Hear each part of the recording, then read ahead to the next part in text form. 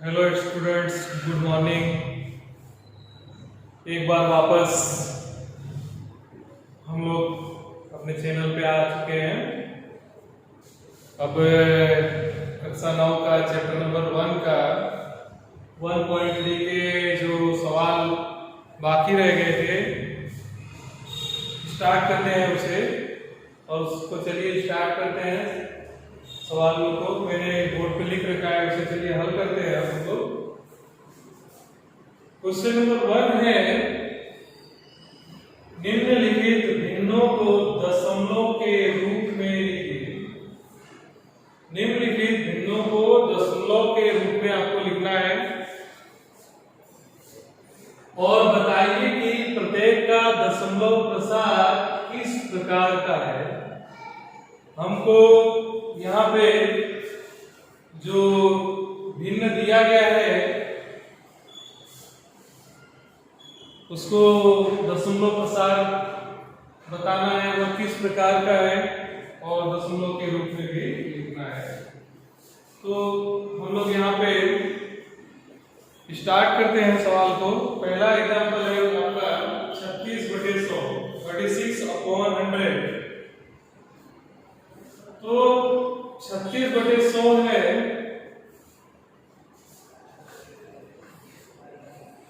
36/100।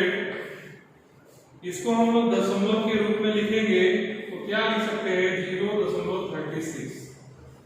अब आप यहाँ पे देखोगे कि जब हम 36 में 100 से भाग दे रहे हैं तो भाग जाने के बाद, तो भाग देने के बाद 0.36 के बाद कोई भी संख्या का कोई रिपीटेशन नहीं हो रहा है।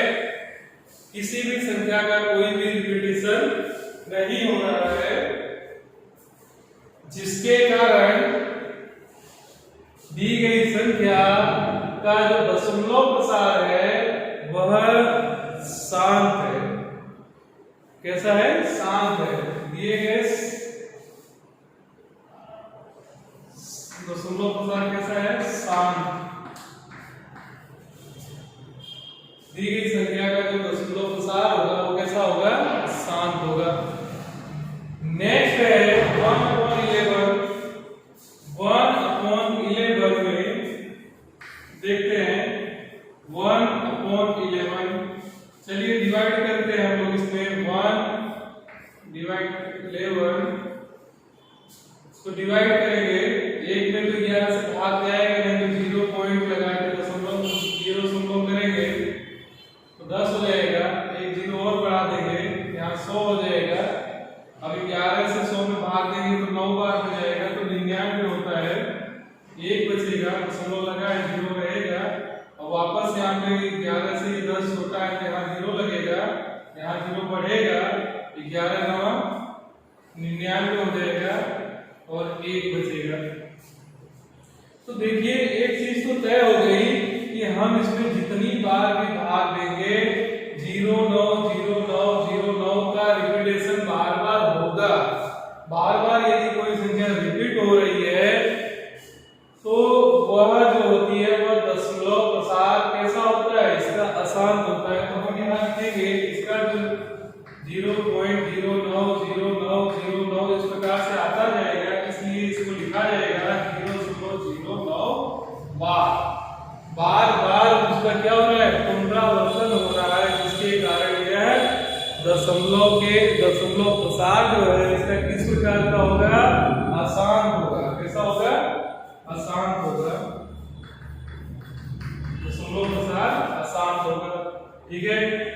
इसी प्रकार से आप जो है इस सवाल में 4 सही 1/8 दिया गया है, तो 4 सही 1/8 को आप भिन्न को परिमेय में बदलेंगे। परिमेय में बदलने के बाद आप उसमें क्या करेंगे?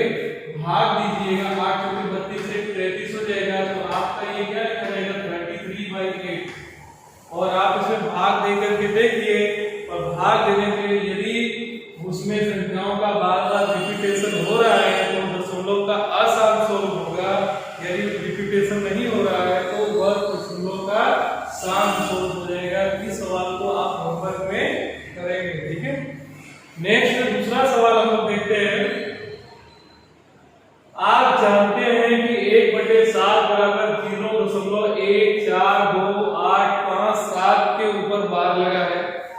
मतलब हम इसको जानते हैं कि 1/7 का मान ये होता है और 0 के बाद ये संख्या का एक हिसाब से डिवाइड किया जाता है, तो बार बार वो संख्या क्या होती है, रिपीट होती है, रिपीट होती है।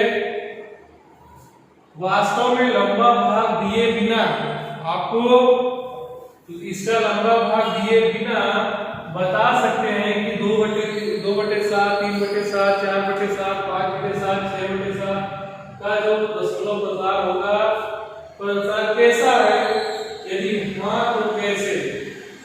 ठीक है, हम चलिए 1/7 के लिए चेक करते हैं क्या वो सही है। 1/7 का जो मान है वो सही है, चेक कर लेते हैं। तो 7 से हम डिवाइड करेंगे 1 को, अब 1 में तो 7 का भाग जाएगा, 0 दशमलव लगाएंगे तो आपका यहाँ 10 हो जाएगा। तो 7 एकम हो गया 7 माइनस ये तो 3, यहाँ पे 0 उतर जाएगा, 7 चौके हो गया आपका 28, 2 उतरेगा, फिर यहाँ 0 बढ़ जाएगा, 7 दूनी हो गया आपका 14, 6 बचेगा 0, 7 अठे हो गया 56, 4 बचेगा 0, 7 बचे हो गया 35, 5 बचा 0 काट देंगे, 7 से 7 बार में काटेंगे तो 49, 1 बचा। देखिए अंत में 1 बचा, पहले भी 1 था, इसका मतलब है यदि हम इस संख्या को इसके आगे हल करते हैं तो ये वाली संख्या क्या होगी, बार बार रिपीट होगी, अर्थात 1/7 का जो मान दिया गया है वह 0.142857 के रूप का है। इसी प्रकार से हम 2/7 का मान निकालते हैं, ऐसे ही 2/7 का मान निकालते हैं, देखते हैं क्या आता है। फिर हम उसके लंबा भाग किए बिना हम डायरेक्ट लिखने की कोशिश करेंगे। चलिए 2/7 का भी मान यहाँ पे निकालते हैं। 2/7 तो 7 का भाग जो है वो 2 में देंगे तो भाग जाएगा नहीं, 0 लगाएंगे, 7 भी हो गया आपका 14, 6 शेष बचेगा, 0 उतर जाएगा, 7 अठे हो गया 56, 4 शेष बचेगा, 0 उतरेगा, 7 बचे हो गया 35, 5 शेष बचेगा, 7 सते हो गया 49, 1 शेष बचेगा, 0 उतारेंगे, 7 एकम हो गया 7, 3 शेष बचेगा, 0 उतारेंगे, 7 चौके हो गया 28। देखिए अंत में 2 शेष बचा, 2 शेष बचने का मतलब क्या हो गया, ये संख्या का बार बार क्या होगा, रिपीट होगा, अर्थात 0 1 4 2 8 5 7 में यदि हम 2 का गुणा करेंगे तो हमें ये संख्या प्राप्त होगी। तो कहने का मतलब क्या है, ये मान आपका सही है और इस मान के सहारे हम क्या करेंगे, बाकी के जो मान दिए गए हैं बिना लंबी प्रोसेस किए हम उसका आंसर लिखने की कोशिश करेंगे। ठीक है, ये मैं रब कर देता हूँ। ठीक है, उसके आगे फिर सॉल्व करते हैं हम लोग।